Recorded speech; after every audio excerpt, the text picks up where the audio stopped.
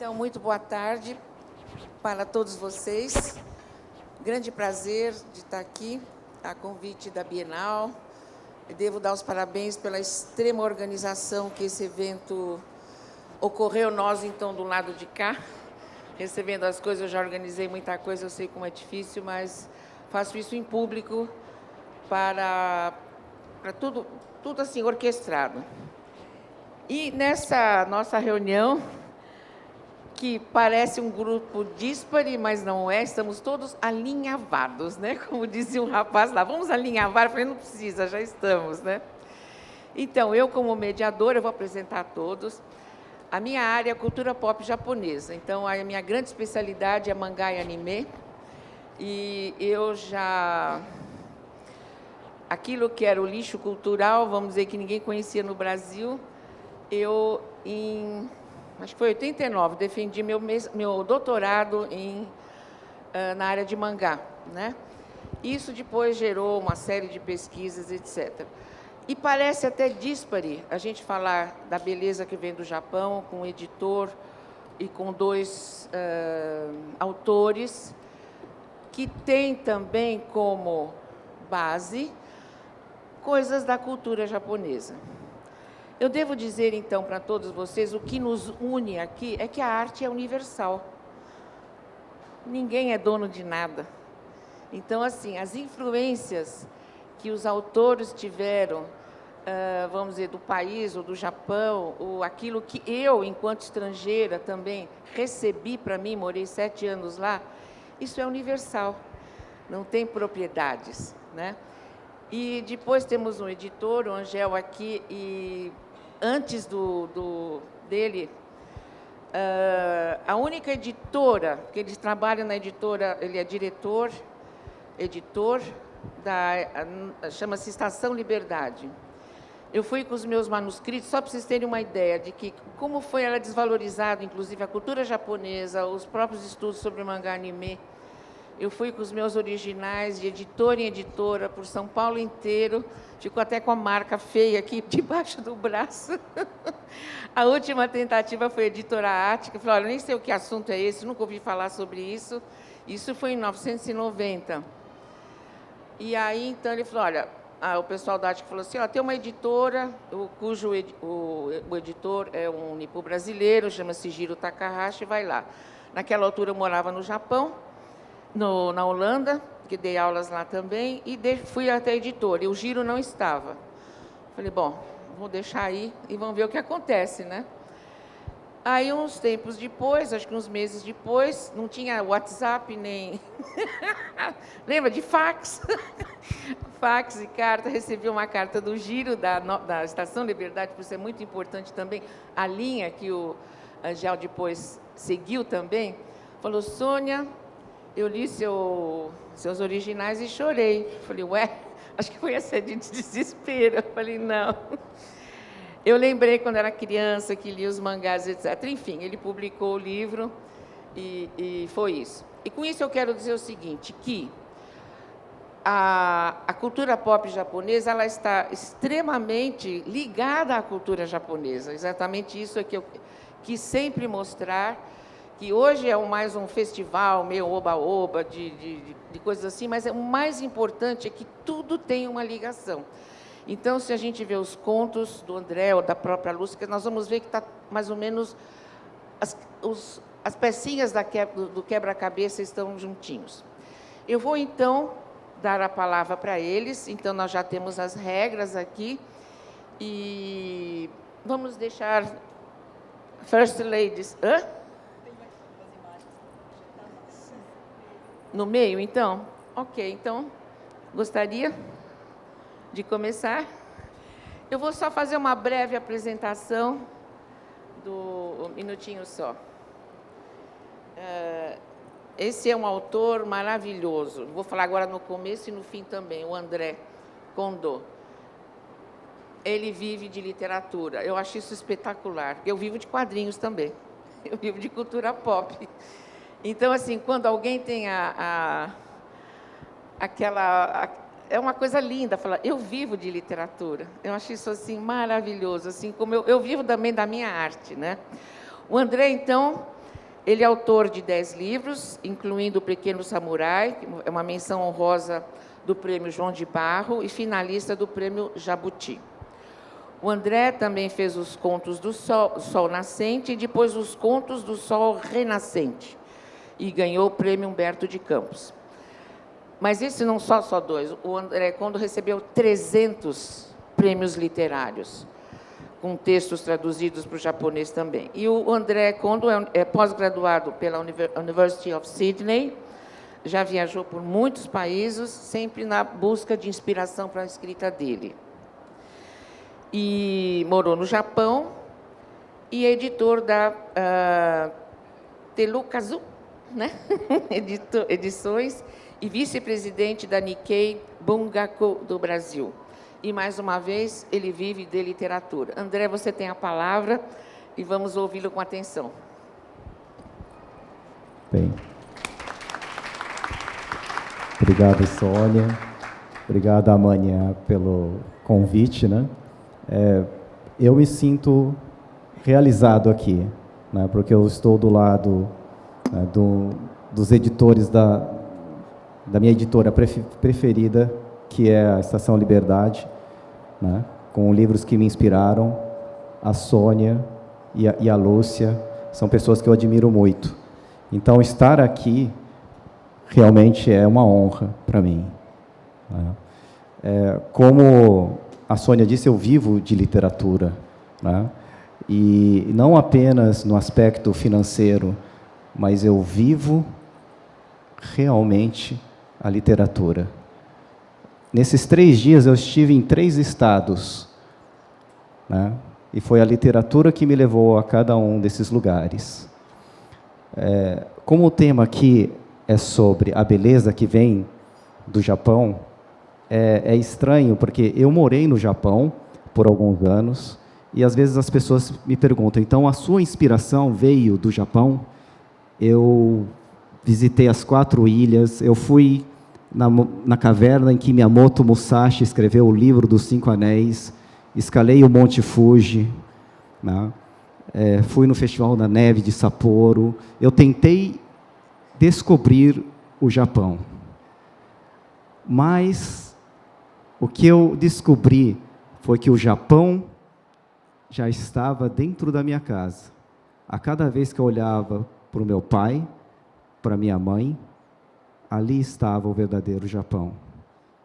Todos os valores que eu tento passar nos meus livros vêm dos ensinamentos dos meus pais e dos meus avós. Eu lhe lembro muito bem assim, uma coisa que é muito forte na cultura japonesa é o kansha, né? É o arigatai, é o sentimento de gratidão, né? E é muito emblemático os japoneses serem sempre chamados, né? Quando eu era criança, a pessoa querendo tirar sarro, talvez, olhava para mim e falava, arigatô, né? Arigatô, né? Arigatô. Eu ficava irritado com isso. Mas depois eu descobri, se arigatô é a palavra que é relacionada aos japoneses, é justamente porque era a palavra mais utilizada pelos imigrantes japoneses aqui no Brasil. Então, cada vez que uma pessoa fala agora arigatô, eu me sinto orgulhoso, né? E, por fim, eu gostaria só de falar deste livro aqui, que eu dediquei para minha avó, a minha Bachan, né? Esse menino, na verdade, é a minha avó, né? A minha avó, toda manhã, ela juntava as mãos em prece e dizia arigatô isso, arigatô aquilo, arigatô. Ela agradecia por tudo, tudo. E na casa dela, na casa dos japoneses, normalmente a gente tem um altar, né, que a gente chama de Hotoke-san, onde colocamos as fotos dos nossos antepassados, né, e alguma figura sagrada. E lá, no Hotoke-san da minha avó, da minha Bachan, eu tinha várias figuras ali. Eu tinha a imagem de Jesus Cristo, a imagem de Buda, um livro da Seisho no Ie, a imagem de Nossa Senhora de Aparecida. E eu perguntei para minha avó, mas Bachan, a senhora é o quê? A senhora é cristã? A senhora é budista? E ela olhou para mim e disse assim, tudo bom. Tudo bom. Ah, Bachan, tá. Mas tinha um copo quebrado lá no altar, um copo quebrado. Aí eu perguntei, mas Bachan, e esse copo quebrado? Ah, esse também bom. Aí eu fiquei, como que é bom, Bachan, esse copo quebrado? Esse, para lembrar, Bachan, que mesmo quando coisa parece não bom, ainda assim, bom. Então, foi uma lição que ela sempre me passou. Então, é nisso que eu me inspiro quando eu busco trazer o Japão para os brasileiros. Eu busco sempre trazer as mãos dos meus pais e o abraço da minha avó. Esse é o Japão, que é o mais belo para mim.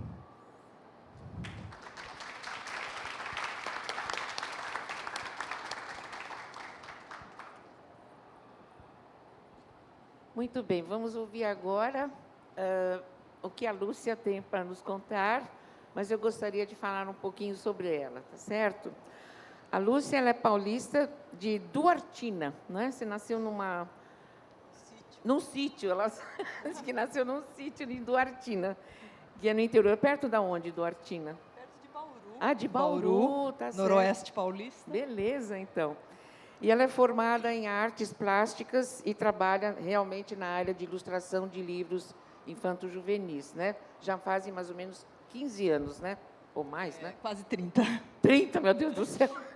Passou, né? Muito tempo, né? Bom, ela é autora de diversos livros e ela também recebeu prêmios bastante importantes com isso, como o Jabuti, de ilustração e o outro, Melhor Reconto, da Fundação Nacional do Livro Infanto-Juvenil, em 2008, e também vários selos de altamente recomendável, né, do Ministério.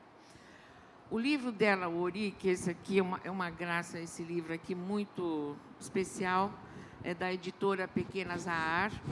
Ele foi eleito o melhor livro para crianças pela FNLJ, né, em 2015, e escolhido para o catálogo White Ravens da Biblioteca de Munique e para a lista de honra também de 2016 da Fundação.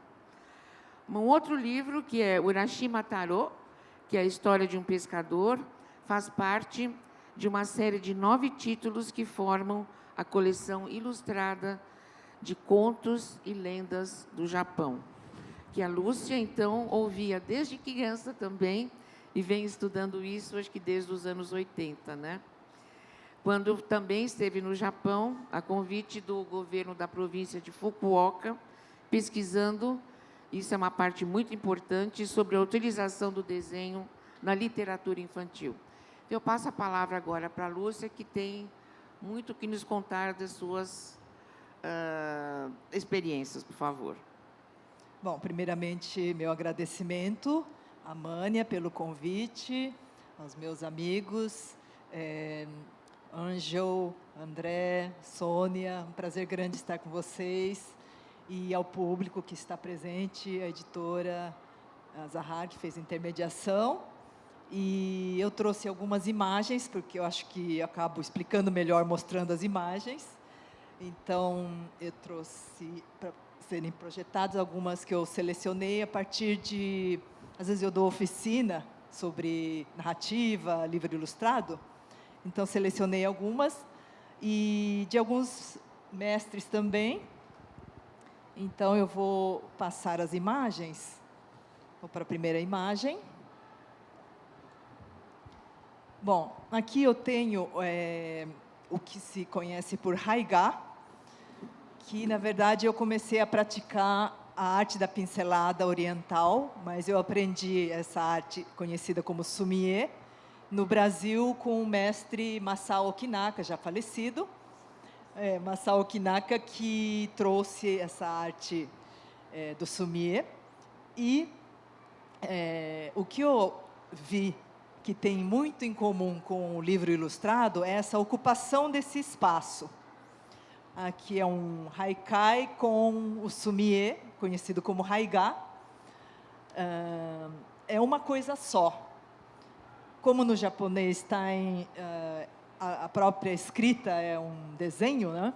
Tem hora até que é difícil identificar o que é escrita, o que é desenho, mas eu fiz uma tradução assim para poder apresentar, pela sonoridade. A gente acaba perdendo um pouco na sonoridade, mas eu tentei recuperar um pouquinho. Suave, suave, nas folhas de bambus, chuva de inverno. A forma de como as palavras ocupam esse espaço também lembra um pouco a chuva e essa sensação de quietude, né? Então, eu me inspirei muito, a partir desse aprendizado do Sumier, a minha arte também acabou mudando muito. Aqui um Ehon, que seria o livro ilustrado no Japão, a ocupação do espaço considerando o corpo do livro. E esse vazio também, que eu tento incorporar muito no meu trabalho. Essa é uma ilustradora japonesa, Chihiro Iwasaki, que ela também ocupa o espaço de uma forma assim, ela tenta colocar o essencial, apesar de ser uma aquarela, traz muita influência dessa arte que é do Sumier, e principalmente nesse vazio, nesse silêncio. E é uma ilustradora que, desde que eu era criança, morava nesse lugar chamado Asahi, eu tinha uma admiração e pensava, um dia, de repente, trabalhar com isso, que eu não sabia se era ilustradora, mas autora de livros que contasse uma história com imagem, com desenho e palavras. Ou sem palavras, mas tivesse uma história. Então, uma criança preparando-se para o banho, e aí com muita simplicidade, mas arte para bebês, pessoas de qualquer idade, livro de arte. E aqui um pouco do Sumier, que vocês estão vendo que são vários coelhos, uma repetição, é mais parecido com uma dança, por ter que repetir várias vezes para você conseguir passar. Segundo meu professor, não há nenhuma pincelada que não haja sentimento naquela pincelada. Então, capturar o essencial. E eu falo do meu quintal, porque o lugar onde eu vou sempre em busca do meu caminho é nesse quintal, de um lugar chamado Asahi. Asahi significa sol da manhã. E o meu avô, junto com os amigos, abriram a mata, deram esse nome, colocando muita esperança nesse espaço, um sítio que era longe da cidade, longe da escola, mas tinha livros que chegavam do Japão. Então, nesse lugar, mangá também. E eu aprendi primeiro a ler e escrever em japonês. Então, esse quintal, eu acho que eu encontro o meu lado japonês e o brasileiro, o caipira, a roça, as coisas da roça. Então, é a que me inspira agora.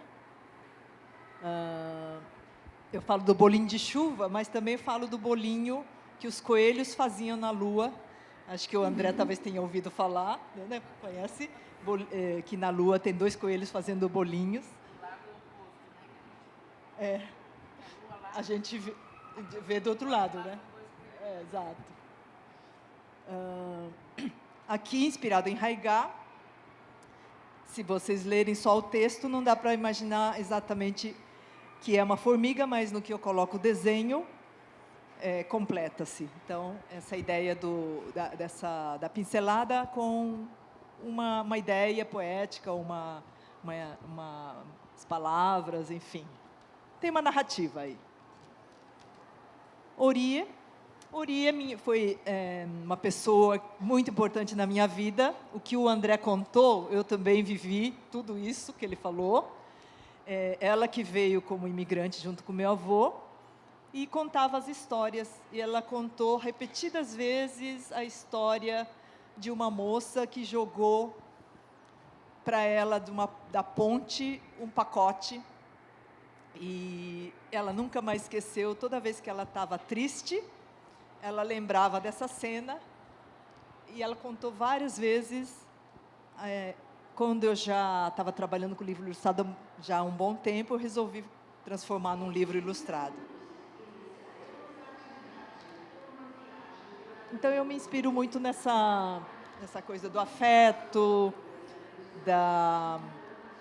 alguma coisa do cotidiano. Aí essa moça, eu imaginei a partir da descrição, não, ela falava uma colegial. E aqui é um outro livro chamado Caminhão, inspirado no cinema itinerante que chegava no sítio, mas não tão perto da minha casa. Então, é uma história também inspirada nesse período que o entretenimento era uma coisa rara.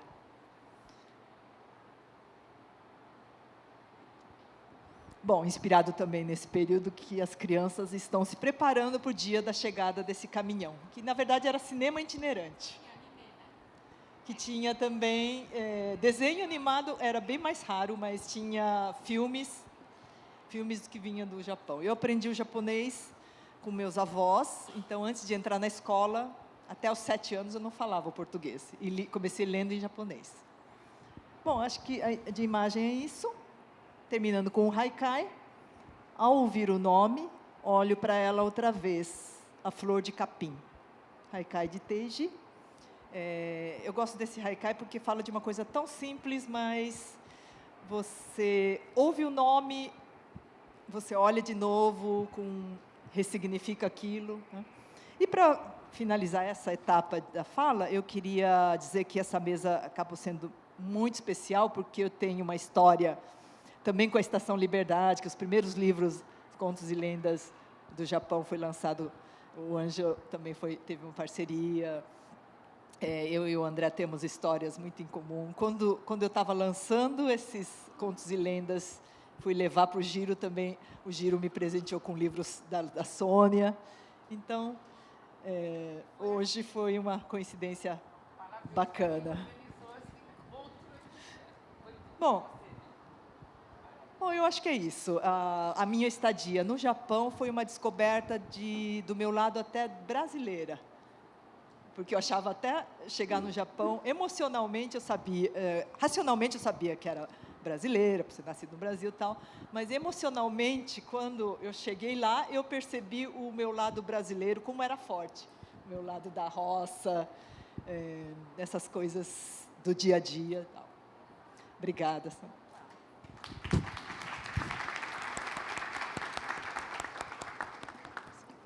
Então, vamos lá. Last but not least, o nosso, olha, um grande honra, um editor, nosso editor aqui, que eu admiro muito, o Angel Boyatsen, né? Boyatsen, né? Filho de... Né? Eu adoro, é dinamarquesa. Mas é bonito. Então, há uma linha de sucessão nessa editora Estação Liberdade, porque é o seguinte, essa editora ficava no bairro da Liberdade, em São Paulo, onde tinha realmente a estação de metrô chamada Liberdade. Então, o nome da editora ficou assim. E o Giro foi também um editor bastante sensível com a linha de produção dele. Eu estou falando assim, para hoje, o mangá, anime, cultura japonesa, em geral, até os livros de contos, não se encaixavam em produção em linha nenhuma. O que eu ouvia frequentemente nos anos 90, não conhecemos, não temos a linha editorial. Eu falei, cria, né? Não, ninguém queria criar nada, mas enfim. Atualmente, então, a Estação Liberdade está nas mãos do seu diretor, o editorial, que é o Angel, desde 93, não é isso? 93. E ele, então, faz todo o planejamento, vamos dizer, estratégico da própria editora. O Angel também ele fez História, Ciências Políticas na Universidade de Laval, no Canadá, e trabalhou também, olha só, hein, peguei tudo de você, eu sabia também, roteirista de cinema, nosso amigo, e de cinema documentário, no caso, e tradutor na Alemanha, na França e no Brasil. E o que destaca, vamos dizer, a editora Estação Liberdade é exatamente uma linha editorial bastante cosmopolita, voltada também para a literatura estrangeira. Nesse caso em específico, hoje, que nós estamos juntos, né, foram vários autores japoneses que você publicou, não é? Como o Natsumi Soseki, o Junhishiro Tanizaki, Yasunari Kawabata, o Yasui Inoue, a Haruki Murakami, a Yoko Ogawa e Sayaka Murata. E o Angel também foi presidente da Libre, que é a Liga Brasileira de Editoras, de 2003 a 2005. Então, melhor do que eu, gostaria, então, que o Angel dirigisse como editor palavras a todos vocês.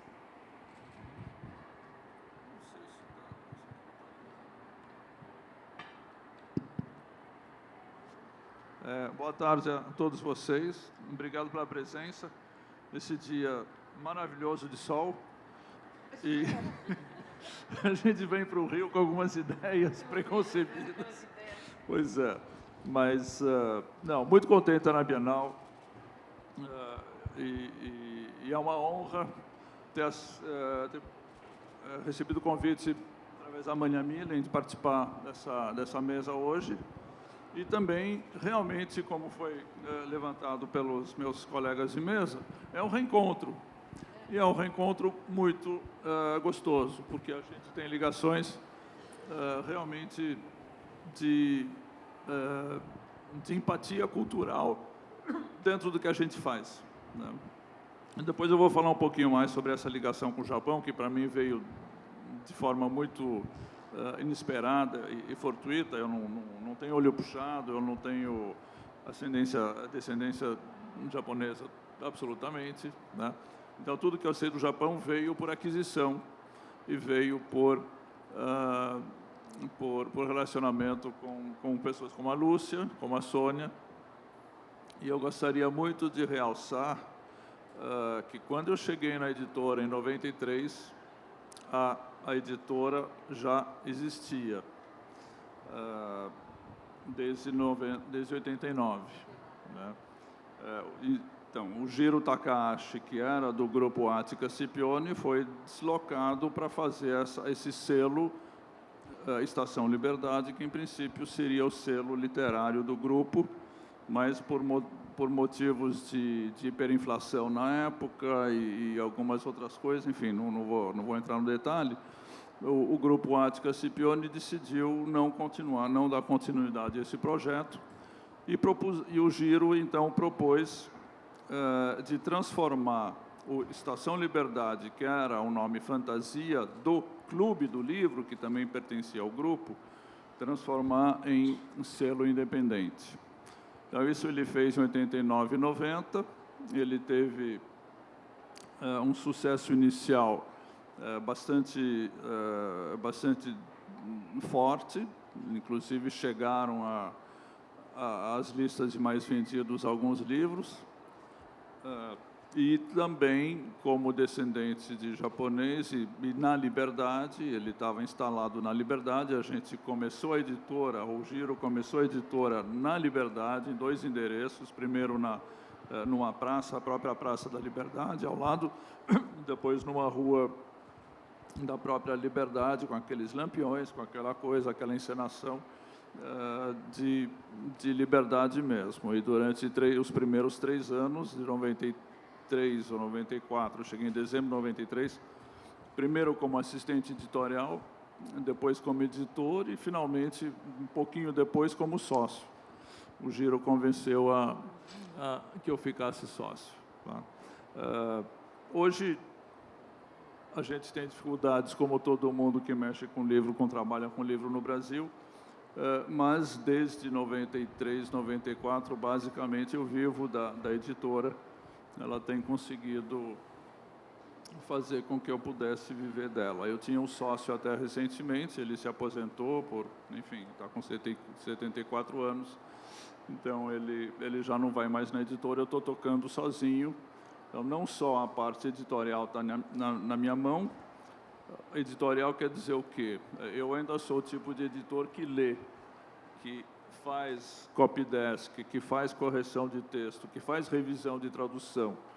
Eu tenho acesso a algumas línguas, como francês, alemão, por formação, por família, por estudos, em inglês também. Então, eu realmente ainda faço edição de texto, é uma das coisas que eu mais gosto de fazer no meu trabalho. Tem toda uma outra carga de trabalho, lidar com gráficas, escolha de papel, compra de papel, administrativo, financeiro. Então, eu tenho uma pequena equipe, mas eu supervisiono.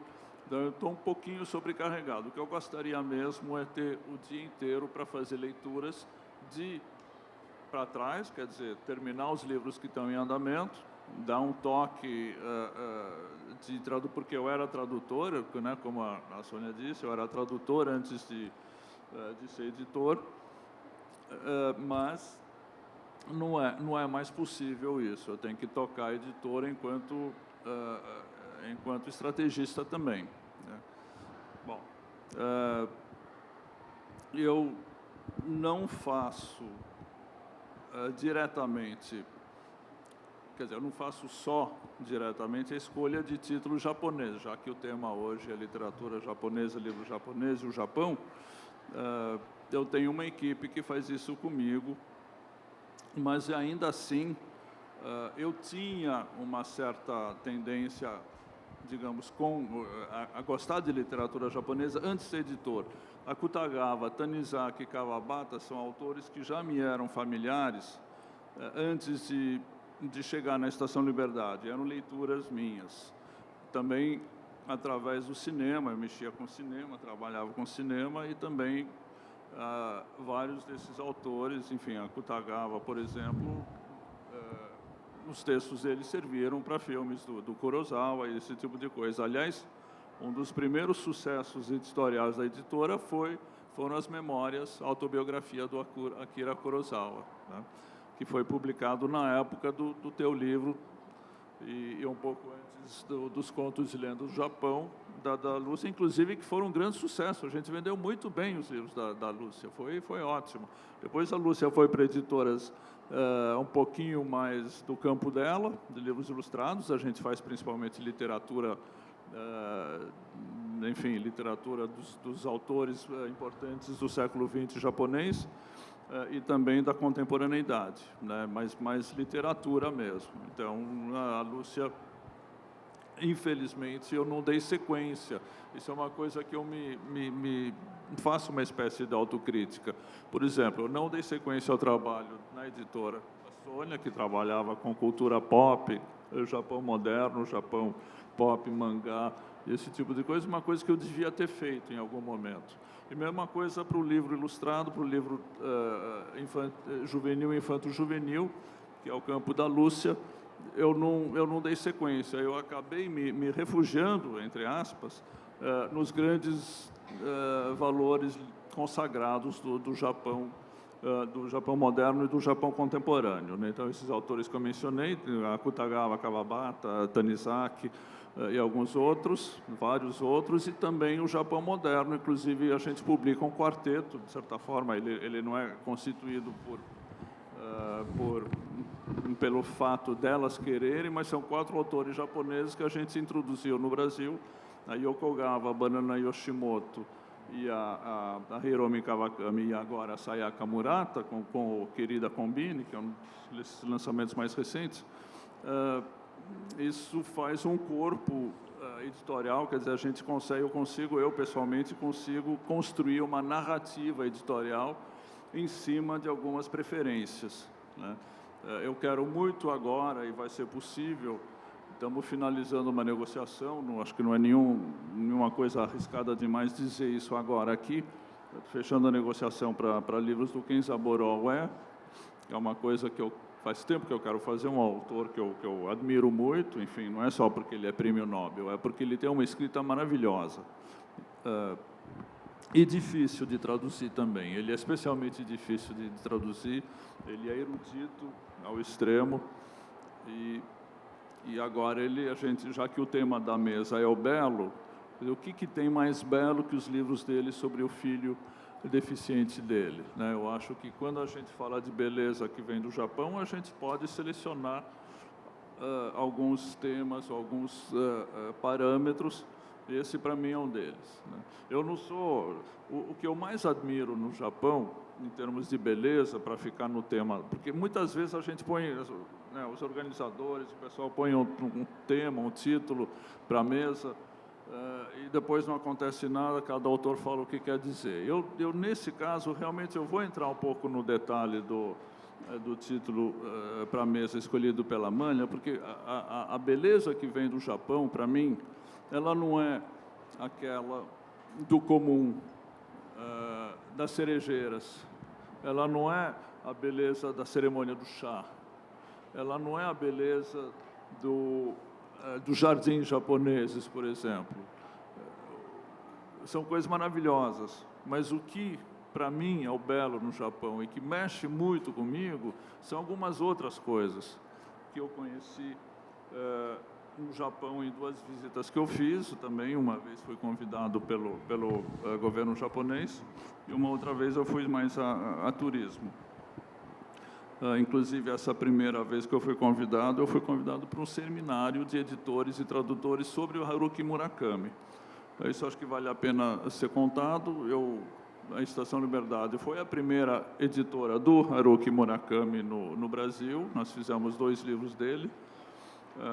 Depois, os preços para aquisição de livros dele começaram a subir, mas eu tive condições, em algum momento, de convidá-lo para o Brasil, para a Bienal. A Fundação Japão financiava essa empreitada, e eu fiquei um pouco... Eu tinha 3 anos de editora, mais ou menos, quando isso aconteceu, e eu fui um pouco ingênuo. Eu levei a mal a resposta dele. Ele falou: o Brasil não me interessa, eu não quero ir para o Brasil, não está nos meus planos. Aí eu falei: bom, eu trabalho, eu fico meses em cima de um livro dele para aprimorar a tradução, para corrigir, para melhorar, para escolher uma capa conveniente, adequada, bonita, para deixar o livro em ordem. A gente negocia, a gente faz um trabalho e, de repente, o autor diz: não, o Brasil não me interessa. Na minha ingenuidade de jovem editor, eu não era tão jovem assim, mas eu era novo no ramo. Eu falei: então, eu estava com o Norwegian Wood em cima da mesa, contrato para assinar, e acabei dizendo: não quero, não vou fazer esse autor. Bom, eu gostaria hoje, evidentemente, de ser o editor do Murakami, mas a gente teve um outro sucesso inesperado, que foi o Musashi. Não sei se vocês conhecem, é o maior livro a ter entrado na lista dos mais vendidos no Brasil. Ele tem 1.800 páginas. Musashi é um samurai que existiu na vida real e um escritor japonês dos anos 10, 20, 30 do século XX, recriou a história dele, fez a história dele romanceada, e esse romance chama Musashi. O autor é Eiko Yoshigawa,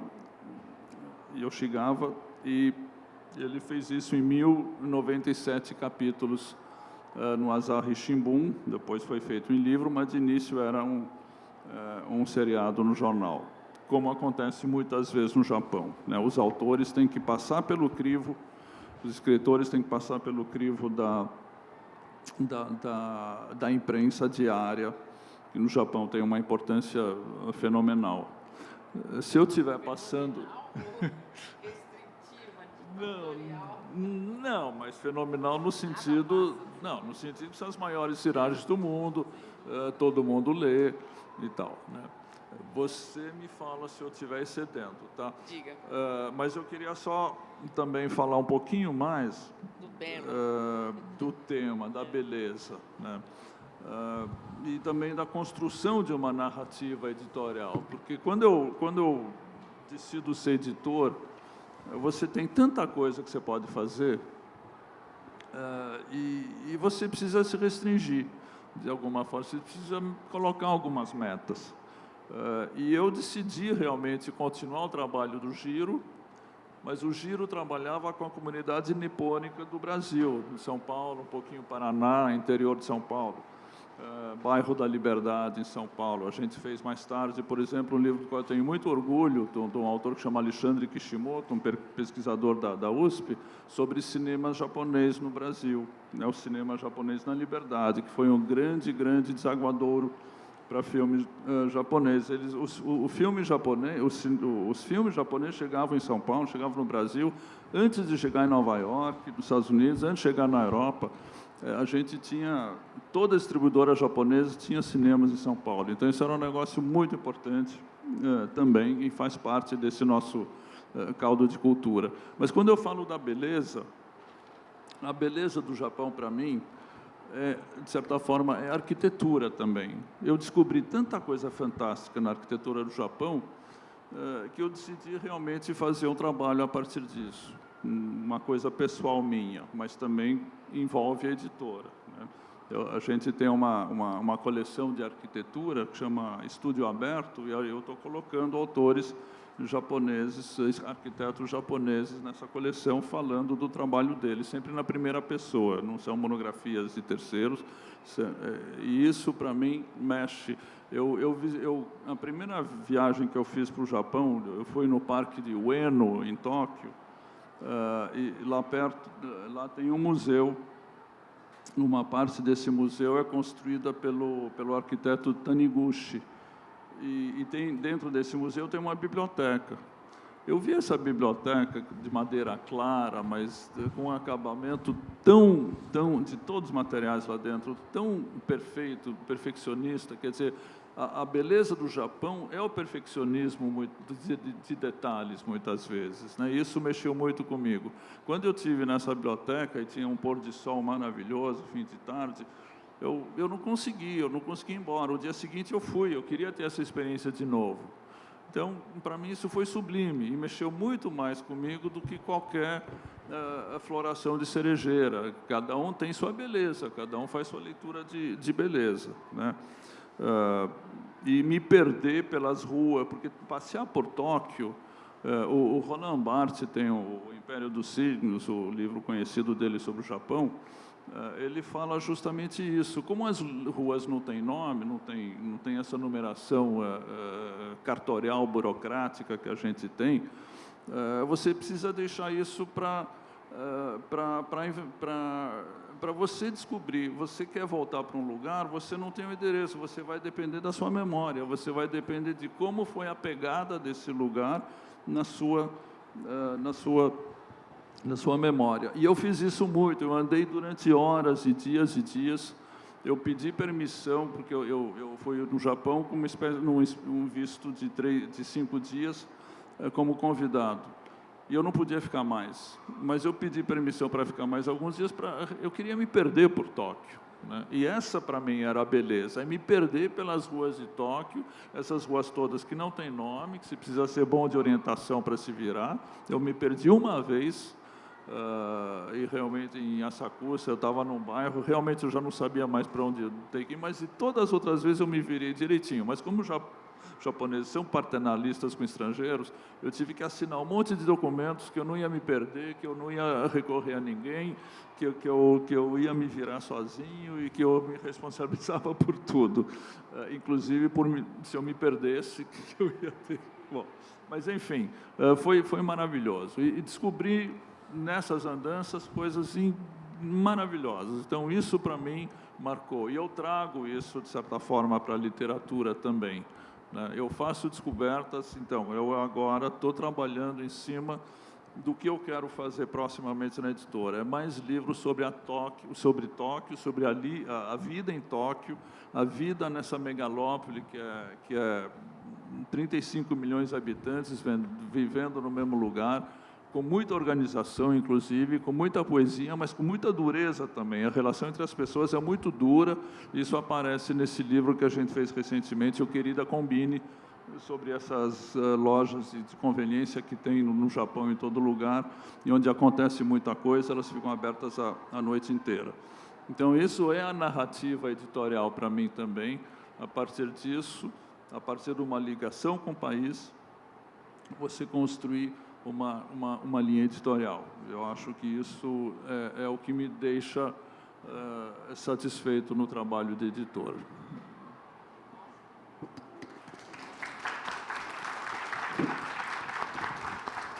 Eu vou só pegar o gancho do Angel, porque na verdade, eu acho que Osaka é melhor que Tóquio. Eu morei lá, também morei em Tóquio, mas assim, o povo é mais alegre. Então, eu me perdi, olha, você falou agora, quase que me perdia nos 8 andares que tem para baixo, que tinha o Hankyu, as estações de trem, né? Então, tinha os shoppings para baixo, tinha 7, 8, então eu passava o dia inteiro. Eu trabalhava lá o dia todo, mas na universidade, dava aulas, mas assim, de repente... E a primeira viagem, é só o gancho, mas quando eu saí com a minha família, meu marido, minhas 3 filhas, a primeira vez da nossa casa para ir até a estação central, nós estamos contando as estações, pensamos assim, 5 caipiras, e se a gente se perder, né? Mas é essa a sensação. Mas, enfim, eu vou agora deixar aberto para perguntas, mas vou fazer uma provocação para vocês. Todo mundo... Alguém lê mangá aqui? Yes! Da onde vem essa palavra? Mangá. Sabe? Hã? Perdão? Esqueceu? Vou lembrar, posso? Veja só. O mangá, dentro da cultura pop, ele está ligado à cultura tradicional. Vocês lembram de um quadro famosíssimo, que é aquela grande onda do Hokusai? Foi ele, gente. O Hokusai, que era um xilógrafo japonês, ele fez de tudo. Então, assim, a arte no Japão era muito mais ligada à religião, etc. e tal. Só que o Hokusai, com 51 anos de idade, falou assim, eu vou dar uma virada na minha vida. E ele passou, então, a retratar o cotidiano. Cenas irreverentes, cena das casas de prostituição, cena das feiras, cenas não sei o que lá. E colocou aquilo em sequência. Então, ficaram famosos os Hokusai mangá. Então, para vocês verem, eu só coloco isso como uma ponte entre a cultura pop e a cultura tradicional, que foi uma das artes mais tradicionais japonesas, mais queridas pelos próprios japoneses, que é o ukiyo-e, famosos no mundo todo, que influenciou uma geração de pintores franceses. Não sei se vocês sabem que, quando houve uma época que a Europa estava louca por cerâmicas, coisas japonesas, né? Então, isso era enviado do Japão, mas os pintores, principalmente os impressionistas, queriam as embalagens, porque a xilogravura ficou de tal forma, o ukiyo-e, barata, que eles embalavam as cerâmicas. Para vocês terem uma ideia, Van Gogh tinha uma coleção imensa de ukiyo-e, e um dos quadros dele, que é o Père Goriot, eu acho, atrás, se vocês verem, olhem com outros olhos esse quadro, tem o ukiyo-e atrás. Então, assim, isso que eu falo, a arte universal, as coisas estão ligadas, a cultura pop e a cultura tradicional são peças de um quebra-cabeça. O que cada um de nós aqui relatou, eu acho que fica aqui para vocês nos abrilhantar com as suas perguntas, questionamentos e coisas que vocês queiram saber. Segundo a praxe, pode escrever ou quiserem falar, como acharem melhor, por escrever, né? Vamos lá, gente? Sem precisar ficar envergonhado. Ele quer falar. Tudo bem? Vai. Enquanto isso, eu gostei do belo seu da arquitetura pelo seguinte, já até ele escrever. Tem um museu lá que meu marido trabalhou, que é de etnologia, aquele Minzoku Hatsubutsukan, Museu Nacional de Etnologia em Osaka. Eu acho que foi esse arquiteto que fez. E ele é uma meca para os arquitetos, porque ele realmente é uma pessoa assim, muito considerada, muito boa, né? E a minha fuga no Japão era o seguinte, eu trabalhava a semana inteira. E no Japão não tem sábado e domingo, porque não tem 10 mandamentos, não tem nem sábado nem domingo, tá certo? Eu ficava assim com a cabeça exausta. E é muita coisa, você vai no lugar, tem pilhas de coisa, pilhas de gente pilhas de não sei o quê. É tudo assim, muito, muito, muito. Eu pegava a bicicleta e começava a correr pelos arrozais. Em Tsukuba, uma cidade super moderna, que é a NASA do Japão, um dia que vocês quiserem destruir o Japão, Tsukuba é o cerne lá. Tinha campos, assim, bem interior. Então, eu pegava a bicicleta, andava pelos arrozais e tinha os tori pequenininhos, pequenos cemitérios. Então, isso também, no meu conceito, seria o belo. Já está... Pode complementar. Não, é que é que em cada... Então, a beleza, né? Como é que a beleza toca alguém? Eu acho que isso, ainda bem, porque quando veio o título da mesa hoje, eu fiquei pensando, como é que eu vou abordar isso, né? A beleza que vem do Japão. O que veio para mim do Japão? Algumas coisas que eu disse antes, porque, sei lá, em termos de beleza esplêndida, de esplendor, de beleza tradicional, veio o Pavilhão Dourado em Kyoto, aquele que o Mishima depois destruiu no romance dele e tudo, mas o Pavilhão Dourado, que é uma construção maravilhosa, toda dourada, que foi refeito depois, restaurado. Eu peguei isso em janeiro com neve e com o sol refletindo. Então, aquilo é maravilhoso. Então, mas ainda assim, para meu trabalho de editor, eu acho que me perder por essas ruelas e pelos viadutos de Tóquio com aqueles barzinhos embaixo, tal, né, onde o pessoal passa ou faz o happy hour, se embebedando muito às vezes também. Isso é uma questão social no Japão. Eu acho que isso é muito relevante. E essa escola de arquitetura fantástica que os japoneses têm, Tadao Ando, o Kenzo Tange, que fez aquela prefeitura gigantesca de Tóquio, e também agora tem agora não, faz algumas décadas, tem uma tradição no Japão de fazer museus e restaurantes no topo dos edifícios. Então, tem alguns museus, o Museu Mori, por exemplo, é uma coisa fantástica, né? Você deve ter visitado lá. Então, eu acho que isso mexe também.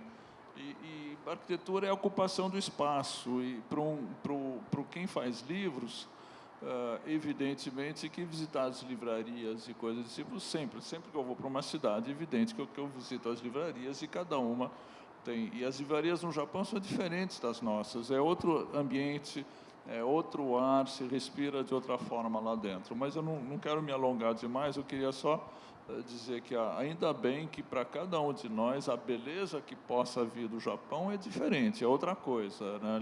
Beleza é uma coisa muito subjetiva e eu acho que ainda bem, né?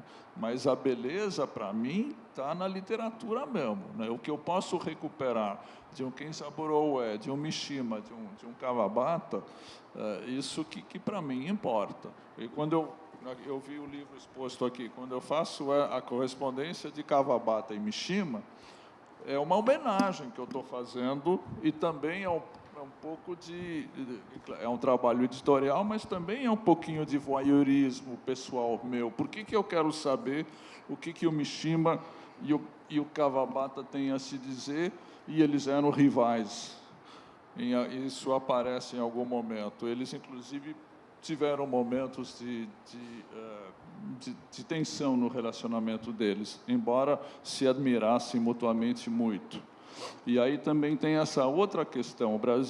O Japão é um país de beleza, mas se você pega que os dois principais autores japoneses no início dos anos 70 se suicidaram, né? Mishima e Kawabata, Mishima em 1970, através daquela história toda, a encenação toda, enfim, com veleidades políticas e tal, mas o Kawabata também, em 1972, 2 anos depois, isso leva a gente a refletir também o que está acontecendo lá, né? E também, não são só eles, o Japão tem uma taxa de suicídio alta, tá? Tem algumas questões e muito boas. Então, eu vou começar aqui, uma que é para os dois autores, tá? Aqui, então, a primeira, falando um pouco da teoria, o conceito de Manono Awari, né, a efemeridade da vida. É um conceito traduzido como beleza, como estética, né, a efemeridade da vida, que até as cerejeiras representam. Alguns teóricos dizem que esse conceito se difere da beleza, porque, para os japoneses, é algo que se faz sentir primeiro o objeto causa ou cansa? Causa. Como esse conceito é passado, ou pode ser passado, pela literatura japonesa traduzida aqui no Brasil, então, para vocês dois, por favor. André, por favor. Então, o conceito do efêmero. Bem, muito boa pergunta mesmo. Eu não sei se eu vou conseguir dar uma resposta tão bonita quanto, mas pelo que eu entendi, né, eu leio muito os livros da Estação Liberdade, né, e literatura japonesa, e uma coisa que eu percebi, também li algumas obras em inglês também, e vi as traduções da Leiko Gotoda, né, que são fantásticas. Eu percebo que na tradução muito se perde, né? Quando eu vejo o meu pai lendo os livros no original, né, todo dia ele lê, eu fico com uma inveja tremenda, né, porque é impossível, né, traduzir, né, uma obra, né, de um Kawabata, Mishima, ou Yoshikawa, ou o que seja, para o português, né? E da mesma forma, esse sentimento de efemeridade também, eu acredito, seja intraduzível para nós, brasileiros, né? E eu me incluo também como brasileiro, né, por todo o ambiente em que eu fui criado e pelas obras que eu acompanhei quando criança. Porque a retomada da literatura japonesa, ela só veio tardiamente para mim, muito tardiamente, e veio com a obra do Musashi. A partir dessa obra, né, é que eu comecei a entender um pouco mais o meu pai, né? As questões, assim, uma coisa que fica bem marcada para mim quando eu era criança, no carro com meu pai, e ele escutando músicas japonesas, enka. Só que para uma criança aquilo é horrível, parece alguém gritando. É terrível, eu não entendia nada, eu achava horrível aquela música. Não sei. Todo mundo sofre. E o meu pai ficava emocionado com aquilo, né? E eu falei para o meu pai, eu não gosto desta música, né? Não dá para. Daí ele pegou, olhou para mim e falou assim: meu filho, quando você crescer e sentir saudade, daí você vai gostar desse tipo de música. E eu acho que é essa a questão da efemeridade do Japão. Eu uso muito essa imagem das pétalas das flores de cerejeira, né, porque a primeira florada que eu vi no Japão mesmo, eu chorei. Eu me emocionei assim de uma forma que eu carrego até hoje, né, porque eu acho assim, uma das maiores experiências da minha vida, né, eu devo confessar que quando eu era criança, eu não queria ser japonês. Eu queria ser brasileiro. Né? Eu acho que a gente quer fazer parte, né, desse pertencimento do lugar onde você está. Você quer fazer parte. E eu sempre me via excluído. Então, eu queria ser brasileiro. E eu só aprendi, né, essa questão da beleza do Japão quando eu comecei a olhar para os meus pais de uma outra forma. Né? E eu ainda estou tentando entender, né, esse sentimento, essa alma japonesa, para poder trazer para os meus livros. Né? Porque, por exemplo, quando eu falo neste livro, né, como o tema é a beleza, né? Esse menino, ele se confronta com um jardim japonês e o avô lhe faz uma pergunta bem simples. Qual é a coisa mais bela deste jardim? E o menino olha e fala, é a cascata. A cascata é a coisa mais bela desse jardim. E o avô diz, mas sem a água não haveria a cascata. E ele fala, então é a água. E o avô continua, mas se não houvesse a rocha sobre a qual a água corre, e aí ele vai e vai, até que o menino fala, mas então qual é a coisa mais bela desse jardim? E o avô fala que a coisa mais bela do jardim é o próprio jardim.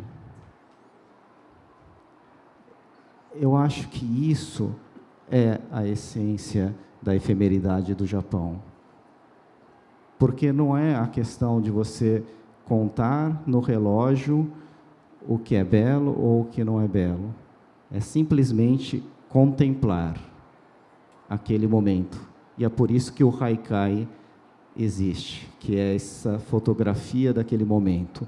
Somente aquele momento importa. Então, essa é a efemeridade que eu ainda tento buscar a cada dia. Eu acho que essa seria a minha resposta.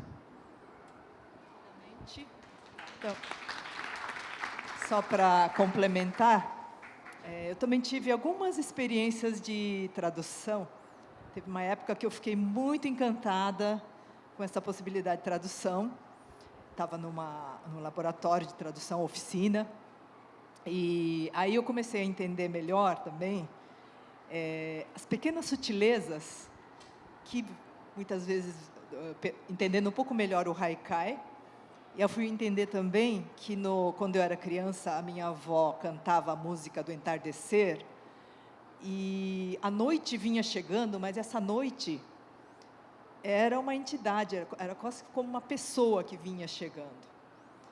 Então, quando eu via algumas traduções, eu não percebia assim como da forma como a minha avó falava dessa noite. E aí um haikai que é bem que eu demorei também para entender, por ser um dos mais conhecidos do Basho. Em japonês seria Furui Keiya Kawazu Tobikomu Mizu no Oto. No velho tanque, uma rã mergulha, o som da água. Alguns traduzem como o velho lago, outros como barulho da água, mas o velho tanque é apenas uma rã mergulhando, mas esse contraste do tanque é um tanque velho, praticamente sem vida, né? Porque se for lago, talvez não, mas um velho tanque é praticamente sem vida, onde a percepção da vida através daquele mergulhar e o som da água, esse contraste é de uma beleza e tão efêmero, porém. Então, essa pequena sutileza, por isso que eu mostrei um pouco sobre o capim. Então, acho que eu comecei a perceber a beleza que é do capim, do entardecer, do que estava ao redor, na roça do Brasil, através quando eu comecei a fazer essas traduções, aí tradução um pouco da cantiga, e também na sonoridade, através da sonoridade. Enfim, mas eu acho muito, muito difícil traduzir de uma língua totalmente, de uma estrutura totalmente diferente. Vou passar para a próxima. Pois não, por favor. Como editor, acaba sendo até mais fácil para mim traduzir livros japonês. Como eu sou um pouco centralizador, quando eu conheço as línguas, eu quero ficar verificando a tradução, quero ver se eu posso melhorar alguma coisa, corrigir alguma coisa. No japonês eu não posso fazer isso.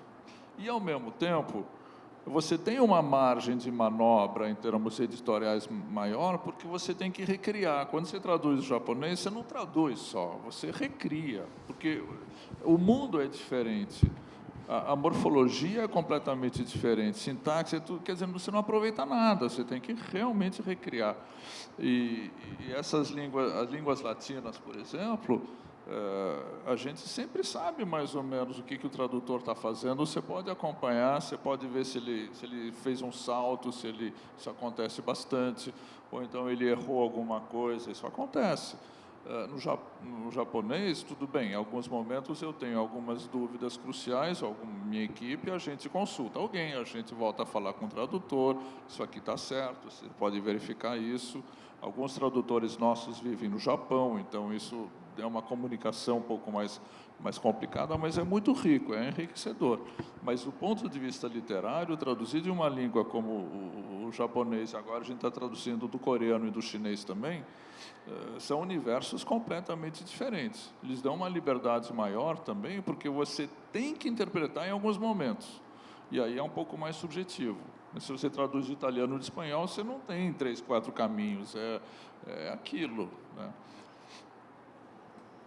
Mas o que eu acho errado, por exemplo, no próprio mangá, as editoras brasileiras no início pegavam do inglês e traduziam para o português. Eu falei, gente, nós temos a maior comunidade nipônica do mundo e vocês vão traduzir do inglês, que não tem a mínima sutileza.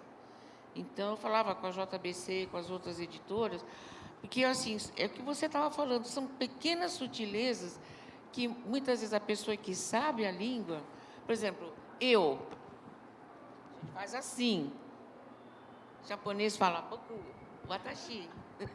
E isso é mal interpretado, então, até mesmo em tradução, né? Não fica triste, não, de você achar que queria nascer brasileiro, porque a minha filha, do meio, ela chorava todo dia, por que ela não nasceu japonesa, né? Porque na escola era a única clarinha, e ela falou, mãe, por que eu não nasci de olho puxado, por que eu não sou japonesa, e por que não sei o que? Ela tinha uns 9, 10 anos. E ficou com isso muitos anos, a revolta dela, porque ela se sentia pertencente, vamos dizer, à comunidade. Angel, mais para você. Que lições o mercado editorial brasileiro pode aprender com o mercado japonês?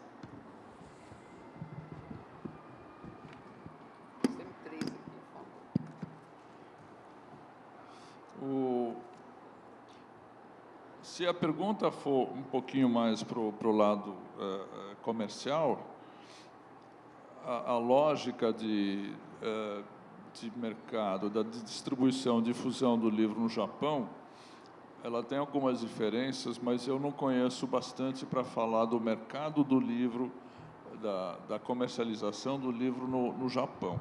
De qualquer forma, os japoneses leem muito mais do que nós. É muito comum, apesar dos celulares e tudo, ver pessoas lerem livros no metrô no Japão. Isso é completamente, enfim, corriqueiro, mais do que aqui. Embora isso aqui, eu tenho a impressão que está melhorando um pouco. Estou vendo, ultimamente, mais gente lendo em público, e em algum momento a gente achava que o pessoal ia ficar inibido. Eu sei que em algumas escolas, os alunos, aqueles que gostam de ler, sofrem bullying aí de outros porque está lendo o livro, né? Não é uma coisa bacana. Mas o que a gente pode aprender do Japão? Enfim, é aquela coisa da organização, é um mercado organizado, é um mercado que funciona nos mínimos detalhes, mas, por outro lado, é um país pequeno, né? Comparando com o Brasil, é um país pequeno em termos de território. No Brasil, a gente sofre muito e perde muito dinheiro também com transporte, porque você mandar livros de São Paulo para Pelotas, ou para João Pessoa, ou para Santarém, tem um dispêndio forte. E isso é uma coisa que, do ponto de vista de logística, onera muito a editora. E tem uma outra coisa também. No Brasil, as principais distribuidoras de livros, elas querem competir, querem trabalhar no Brasil inteiro. Na Europa e no Japão, existe uma organização de mercado em que cada província, ou cada estado, cada, enfim, região do país, vai ter um distribuidor que vai fazer a distribuição dessa editora. E não tem esse canibalismo de 5, 6 distribuidoras importantes quererem trabalhar no país inteiro e se comerem entre elas. E por isso que no Brasil estão todas mal das pernas no momento. Não tem uma distribuidora no Brasil hoje que esteja funcionando direito, do ponto de vista de rentabilidade e também do ponto de vista de organização.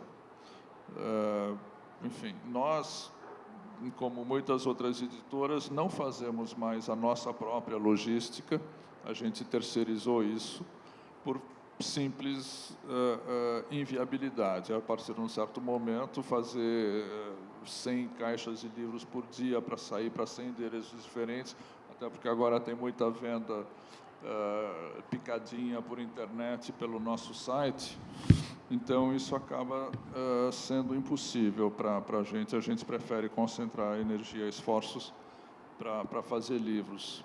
Isso, no nosso negócio, não é a distribuição em si, ou, enfim, fazer embalagem. Isso não é o que a gente sabe fazer direito. Tem que etiquetar, tem que fazer a escolha montar os pedidos, enfim, tem empresas que fazem isso de forma um pouco mais racional do que a gente. Isso no Japão é completamente automatizado, e nós não chegamos a fazer, até porque a escala, tiragens no Japão de primeiros livros, os principais autores começam com 10 mil exemplares, nós fazemos de 2.500. Mesmo um livro como esse aqui, o livro dos Kawabata, tudo bem, os Kawabatas tem alguns que a gente vende bastante bem, mas uma tiragem normal para nós, de um autor médio, é 2.500, ou entre 2 e 3 mil exemplares. Isso acaba fazendo com que o livro tenha um preço alto, porque você divide por um número baixo, ou custos por um número baixo de exemplares, enfim. Tem uma série de problemas aí um pouco mais técnicos. Se quer chegar a uma pergunta um pouquinho mais específica, eu posso tentar responder também. Mas, de forma mais geral, nós temos um problema de economia de escala mesmo, isso é inegável e onera bastante as editoras que têm uma linha diferenciada como a gente, né? Eu não faço autoajuda, eu não faço livro espírita ou coisa desse tipo, esotérico. Aí sim a gente poderia se defender talvez um pouco melhor no mercado. Mas com nossa linha editorial, que pega um pouco o topo de uma certa franja cultural, a gente está muito sensível a isso, né? Por outro lado, a gente está vendo surgirem novas livrarias independentes, está se regenerando o varejo do livro em cima da grande dificuldade das duas grandes redes do Brasil, a Saraiva e a Siciliano, que quase levam um monte de editoras juntas também, né? Então, aí nós temos ainda 10 minutinhos, mas temos bastante... 5, mas tem 5. Tem 10 perguntas ainda, inteligentíssimas. Rapidinho, tá? Vamos dar uma rapidinha aqui. Como fã, sempre tive vontade de perguntar em que momento da sua vida você decidiu ser escritor e qual foi sua maior motivação para o André. Se puder responder bem rapidinho. Quer que eu repita? Não, é que quando você falou como fã, já não é para mim, né? Então é nem prestei. Você, olha, tá escrito. Eu não prestei aqui. atenção, mas a minha. Olha aqui, está escrito como fã. Sempre tive vontade. Eu sou sua fã, mas não fui eu que escrevi, não. Tá bom, obrigado. Ai, que bonito. Bem, então, a minha inspiração foi justamente essa questão de, por ser uma criança, normalmente criança japonesa é um pouco tímida, né? Hoje em dia não, né? Mas naquela época eu era bem, né? Não saía muito de casa e os meus amigos eram os livros, né? Eu me apegava muito aos livros, né? Então, eu pensei assim, que quando eu crescesse, eu queria fazer aquilo. Eu queria escrever um livro que pudesse ser amigo de uma criança como eu fui, né? Então, essa foi a minha inspiração. Ótimo, então. Agora, para vocês dois, tá? Também uma forma bem sucinta. Qual foi a maior dificuldade que vocês, ou você, cada um, enfrentaram ou enfrentam como escritor? Para a Lúcia e para o André. Eu acho que a maior dificuldade não é publicar o primeiro, não. Até mesmo eu tive sorte com o primeiro, mas eu não considero que já era ilustradora, já era escritora. Eu acho que a continuidade, porque, como tudo, tem esse alto e baixo, as crises que vêm. Eu acho que a dificuldade é realmente você se manter naquele sonho que você tem. E aí eu sempre voltava para a minha infância. A infância é onde é como um mapa que eu encontrava sempre o meu caminho. E quando a gente acha que agora posso relaxar, não, isso acho que nem existe. Sempre é um novo aprendizado, um novo desafio, mas isso que é gostoso também. André, a sua dificuldade. A minha dificuldade, eu acho que a maior dificuldade para mim é carregar os livros, né? Porque eu sou do tipo do autor que abriu a própria editora também, né? Porque como eu vivo da literatura, né, eu não posso simplesmente ficar esperando que dinheiro venha de uma fonte só. Então, eu não tenho dificuldade alguma de carregar os meus livros, né? Que eu acho que isso até é uma metáfora que é um ensinamento que meu pai me deu, né? Que se eu tenho um sonho, né, eu tenho que suportar o peso desse sonho nas minhas próprias costas. E eu faço isso literalmente, porque eu encho a minha mochila de livro e coloco e vou para cidades, fui para Salvador esses dias, carreguei um monte de livros e faço isso com o maior prazer. E hoje eu não carrego só os meus, né? Eu carrego os filhos dos outros, porque agora eu sou editor também e tenho que carregar os livros dos meus amigos também, né? Mas isso é só uma coisa mínima, né? Porque quando a gente faz aquilo que ama, nenhuma dificuldade, né, é grande o suficiente, né? Beleza. Aqui tem uma pergunta, eu acredito que já os autores responderam, se quiserem acrescentar, por gentileza. A impressão, no caso de ambos, sobre o quanto a comunidade Nikkei busca, como um todo, conhecer mais o legado cultural de seus antepassados. Esse interesse varia ou é bem presente? Eu vejo um interesse grande agora, aliás, já faz um tempo. Eu vejo um interesse muito grande, vendo pelos meus sobrinhos e tal. Quando eu comecei a publicar as lendas, ainda era, vamos encaixar no tema imigração. Era um pouco mais difícil. Hoje, acho que muito mais pelo poético até. Talvez o espaço que a literatura japonesa conquistou também, a arte, a divulgação da comida, dos mangás também. Mas o interesse, comparado com minha época, hoje é muito maior. André, tem algo a acrescentar? Tudo ok? Assim, sobre o legado, né? Eu fiz... um dos livros que eu editei foi um relatório que chamava 110 mais 10, que são 110 anos de imigração, mais os próximos 10 anos, né? E foi feita uma pesquisa com vários jovens, né? Porque assim, nas comunidades japonesas existem muitas associações, né? Em várias cidades. E o que a gente percebe nessas associações, obviamente, é o envelhecimento, né? E a falta de interesse não dos jovens, porque isso é interessante que a gente constatou, que quem se afasta, né, são justamente aquelas pessoas que estão na idade, digamos assim, produtiva, né?